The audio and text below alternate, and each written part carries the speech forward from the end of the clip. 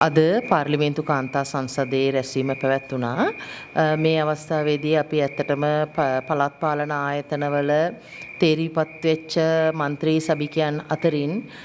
කාන්තා සභිකයන් 25ක් පක්ෂ විපක්ෂ ભેදයකින් තොරව කාන්තා සභිකයන්ගේ තේරීපත් වීම පිළිබඳව අපි සාකච්ඡා කරා. ඒ වගේම අපි ඉදිරි මැතිවරණ ක්‍රියාවලියකදී කොහොමද අපි කාන්තාවන්ගේ දේශපාලන ප්‍රවේශය වැඩි දියුණු කර ගැනීමට කටයුතු කරන්නේ කියන කාරණාව අපි කතා කරා. ඒ වගේම අද දවසේදී අපි විශේෂයෙන්ම අපිට හම්බෙච්ච අවස්ථාවක් තමයි එක්සත් ජාතීන්ගේ සංවර්ධන වැඩසටහන UNDP එහි ශ්‍රී ලංකා නිත්‍ය නියෝජිත අසූසා කුබෝටා මහත්මිය සහ කණ්ඩායම ඇවිල්ලා හිටියා පාර්ලිමේන්තුවට අපේ කාන්තා සංසදය හමු වෙන්න. එහිදී අපි ඔවුන් සමගත් මේ කාන්තා සංසදයට එහෙම නැත්නම් මෙවර පාර්ලිමේන්තුවට තේරීපත් වෙලා ඉන්න කාන්තා മന്ത്രിවරියන් සවි බල ගැන්වීම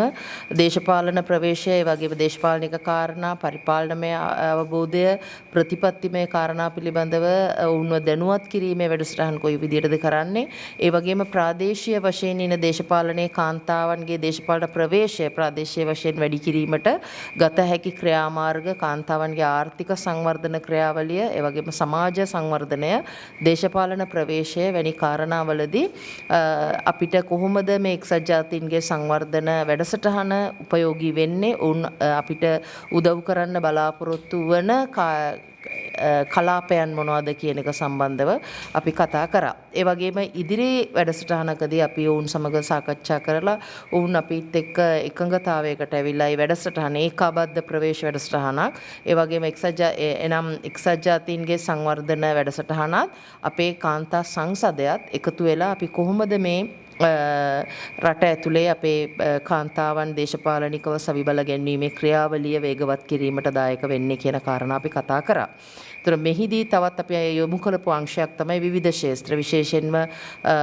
අපේ මොනරාගල බදුල්ල වැනි දිස්ත්‍රික්ක උතුරු නැගෙනහිර පළාත් ඒ වගේම අපේ නුවරඑළිය බදුල්ල වැනි වතුකරේ ජනතාව මේ හැම කෙනා තුළම මේ ප්‍රදේශවල කාන්තාවන්ට දේශපාලනයට එන්න අවශ්‍ය මඟ පෙන්වීමත් ඒ දේශපාලනයට පැමිණි කාන්තාවන් දැනුමෙන් වගේම ප්‍රතිපත්තිමය වශයෙන් උන්ව සවිබල ගැන්වීමත් කියන කාරණා අපි කතා කරා. ඉතින් ඒ වගේම අපි ඉදිරියේදී අද දවසේ අපි එකග වෙච්ච තීරණ හැටියට මේ කාන්තාවන් දේශපාලනයේ වැඩි ප්‍රවණතාවයකින් වැඩි ප්‍රතිශතයකින් ඇතුළත් කරගන්න මේ දේශපාලන ධාරාවට පක්ෂ නායකවරුන් පක්ෂවල ප්‍රධානීන් හම්බෙලා කතා කරන අවස්ථාවකුත් අපි ඉදිරියේදී සාකච්ඡා කරා.